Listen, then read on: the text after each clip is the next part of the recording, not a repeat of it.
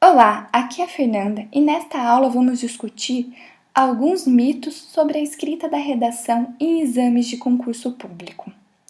Ela é muito importante para que você veja que não adianta seguir fórmulas ou dicas que não têm efeito nenhum no seu texto, mas que às vezes são apresentadas por vários sites e materiais de redação como sendo milagrosas. Essas dicas, se lidas com muita atenção e reflexão, podem te confundir na hora que você for escrever. Para elaborar esta aula, pesquisamos diversos manuais de redação e sites que tratavam do assunto, e muitos deles, na verdade a maioria, traziam conteúdos que não te explicam como fazer uma boa redação. Apenas dicas vazias e sem nenhum conteúdo e nem relevância didática. Bom, o primeiro mito que vou discutir com você é baseado em uma pergunta feita por uma de nossas alunas do curso de Redação para Vestibular. Selecionamos essa pergunta porque ela vai nos mostrar como uma informação mal apresentada na internet pode acabar te confundindo no momento da escrita.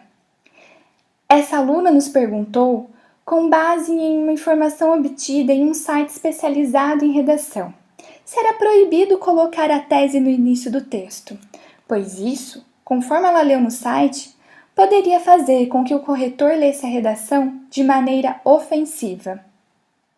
Para você entender melhor, eu vou ler com você a pergunta completa. Vamos para a pergunta da aluna. Li em um blog que estabelecer seu posicionamento logo na introdução, ou seja, defender uma tese, pode fazer com que o corretor leia o texto de forma ofensiva. Nesse mesmo blog, o autor recomendou fortemente que a tese fosse colocada na conclusão, juntamente com a proposta de intervenção. A introdução ficaria reservada apenas para apresentar o assunto a ser discutido no texto. Para o Enem, vocês consideram esse modelo como boa opção? Bom, essa questão é interessante porque ela vale tanto para o Enem quanto para as provas de concurso público. Bom, vendo essa pergunta, já podemos observar como uma informação mal explicada pode causar dúvidas terríveis e prejudicar até o desempenho na hora da prova.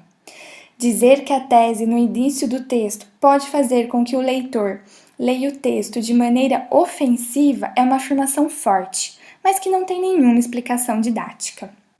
E eu vou explicar o porquê. Um texto dissertativo argumentativo é estruturado em 3 partes: introdução, desenvolvimento argumentativo e conclusão. Calma, gente. Vamos ver essas partes com cuidado nos outros módulos, não se preocupem, ok? É importante, primeiramente, que você tenha em mente que na introdução é preciso contextualizar o assunto para o leitor. Bom, agora vamos falar sobre a tese. Em uma dissertação, há 2 maneiras de posicionar a tese no texto: na introdução, juntamente com a contextualização do tema, e na conclusão, como modo de comprovar todos os argumentos.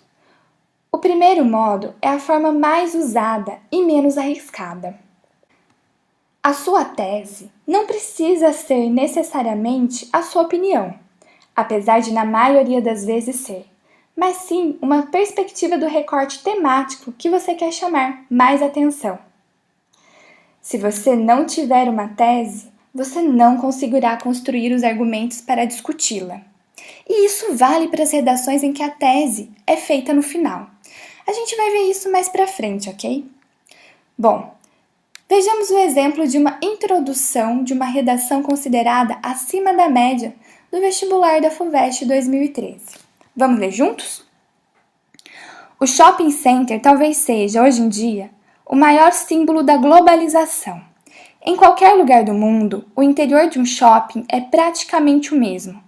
Este símbolo apenas é um grande exemplo de 2 dos mais importantes aspectos da globalização: a perda de referências e o consumismo. Bom, veja que nessa introdução, o candidato apresentou a sua opinião sobre os shopping centers, deixando claro o que ele acha que os shoppings representam na sociedade atual. É a partir desse ponto de vista que ele irá construir os seus argumentos e chegará a uma conclusão que reforçará a sua opinião. Ou seja, apresentar uma tese na introdução ajuda, na verdade, a organizar os seus argumentos e pode ter certeza que não vai ofender o leitor. Agora, posicionar a tese no final do texto é bem mais arriscado, mas não é impossível. Você precisa primeiramente construir os argumentos que sustentarão a tese que será apresentada apenas na conclusão. Porém, para organizar a argumentação da redação, já é preciso ter uma tese formulada, conforme já disse anteriormente. O arriscado nesse modo de formular a redação é se perder na construção dos argumentos e acabar não formulando uma tese no final, o que prejudicará muito a sua nota. Bom, depois de analisada a pergunta da aluna, vimos que você não aborrecerá o leitor colocando a tese no início do texto. Essa só é mais uma maneira de escrever. O importante é que você construa a sua tese. Bom, gente, depois de desconstruído esse mito, vamos analisar outro. Lemos em um manual de redação para concurso público que você deve escrever períodos com no máximo 3 verbos. Essa afirmação seria verdadeira ou falsa? O que vocês acham? Bom, gente, vamos para a explicação. É muito complicado ficar contando o número de verbos que você colocará em cada período na hora da prova, não é? Você já estará nervoso e provavelmente, se passar do número indicado por essa dica e ainda não ter terminado a construção da sua ideia, você ficará mais nervoso. Então, evite esse estresse e vamos pensar o porquê é interessante escrever períodos curtos, sem pensar que há um certo número de verbos já determinado. Em uma redação para concurso público, é importante que você seja claro e coerente.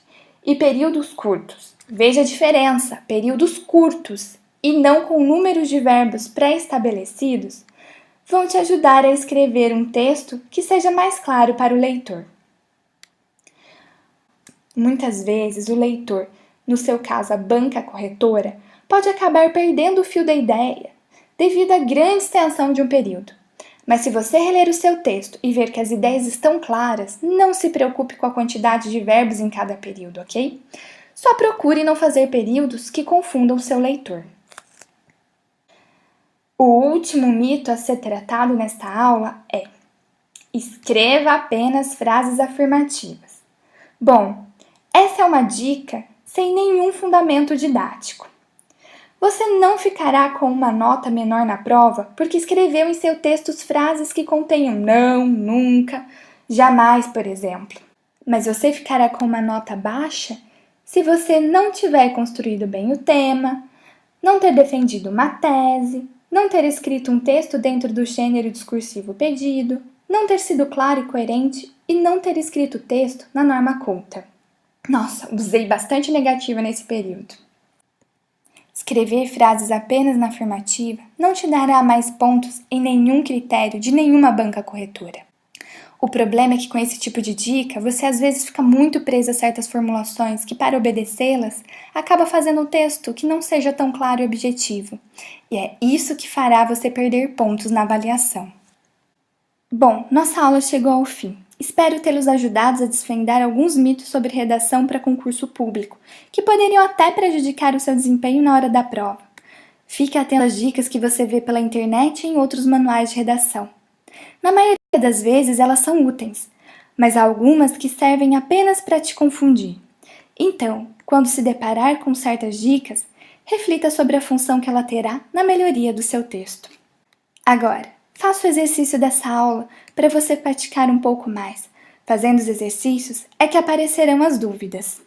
Quando elas aparecerem, escreva a sua pergunta na área de perguntas e respostas, que ela será respondida o mais rápido possível. Ah, e se você se lembrar de alguma dica que você acha, na verdade, que se trata de um mito sobre redação, escreva pra gente. Bons estudos!